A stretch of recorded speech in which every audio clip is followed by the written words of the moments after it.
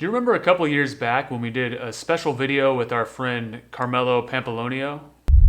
This is the actual recording that will be featured in the reel. And it's a conversion of the actual seismic data taken from the Pisgah Astronomical Research Institute's seismometer. Carmelo made a whole set of Morphagene reels called Geophysical Vibrations. It featured seismic waves, very low frequency waves, field recordings of rain and other environmental sounds, as well as electromagnetic fields. In the video, we focused on the very low frequency and seismic waves, so we didn't get to touch much on the electromagnetic fields. Carmelo describes his electromagnetic field, or EMF, reel as, quote, the chaotic vibratory ecologies of electromagnetic fields emitted from all the technological instruments and interfaces involved in this project. These ambient broadband measurements were taken with various EMF sensors where the discharges of imperceptible energies are rendered sensible as symphonic microsounds which impart the extent to which our surrounding spaces are not simply passive backgrounds. The art of magnetic field recording is intriguing precisely because it makes us privy to vibrations of an inhuman axis, making it a form of non-anthropocentric art. That's better than I can put it. But I do have here a cheap EMF sensor that I picked up at Radio Shack over a decade ago. I unearthed it unexpectedly during a home studio reorganization and thought I'd try it out. It's fun to see what sort of music different devices and machines make as they perform their various functions. And in some cases, it's even possible to sort of play them like instruments if you monitor the EMF while manipulating them.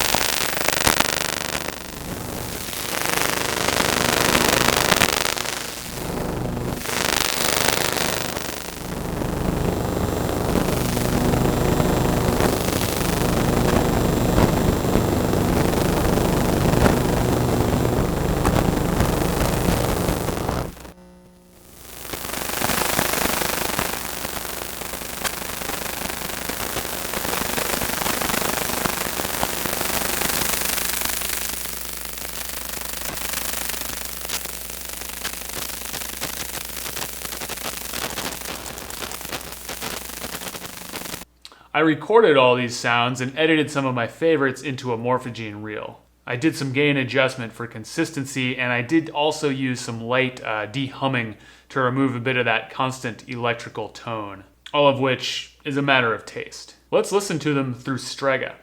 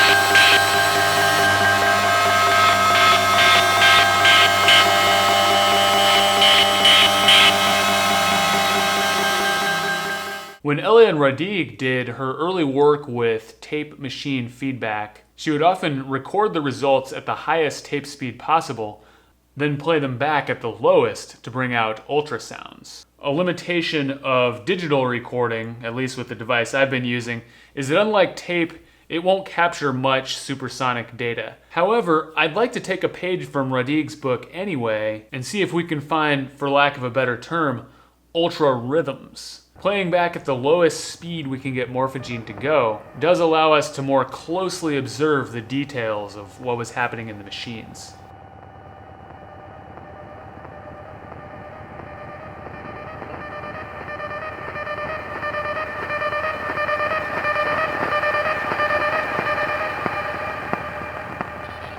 I don't have much trouble hearing patterns and even simple melodies emerging here.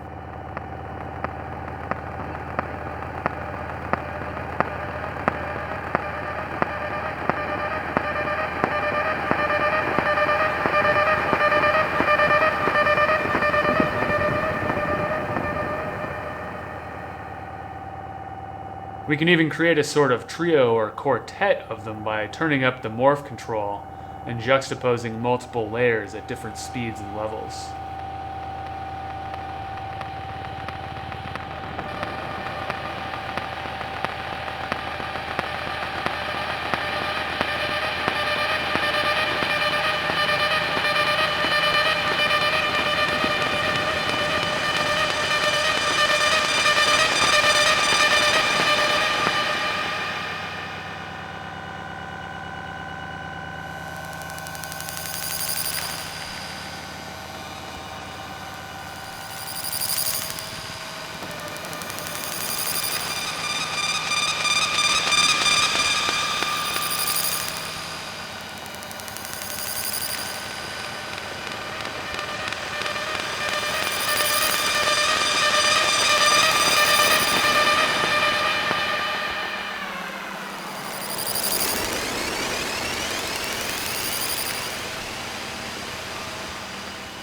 It's interesting to notice that as we sort of zoom in on the details of these simple gestures, like pressing buttons, moving pointers, etc., we can hear that there are actually rhythms embedded in these what seem to be instantaneous motions. There's texture even to something momentary. We zoom in further and the particular moment disappears in a pattern or wave. This happens with a lot of things in the world if you attempt to zoom in and identify them. Quantum particles, for example, can be measured in speed or in location, but not in both. In order to observe them at all, you have to choose whether to interpret them as particles or waves. In the world of sound, spectral analysis loses its accuracy for measuring frequency when performed on short durations of audio, but loses its accuracy for amplitude when performed on longer durations. This is partially because the math for analyzing frequencies is based on the assumption that sound waves are actually of infinite duration, which none of them are. Our ability to interpret and identify what we're observing is dependent on universalized concepts that don't exist in reality. So, are the machines actually expressing themselves through these rhythms? I'm not sure that the question itself actually has any meaning, but I do find myself bringing a concept of rhythm and sound to my interaction with it, and I find that concept being complicated and expanded by that interaction. Check the video description for a link to this Morphagene reel, as well as to Carmelo's original EMF reel, in case you'd like to explore these rhythms and melodies yourself. Happy patching.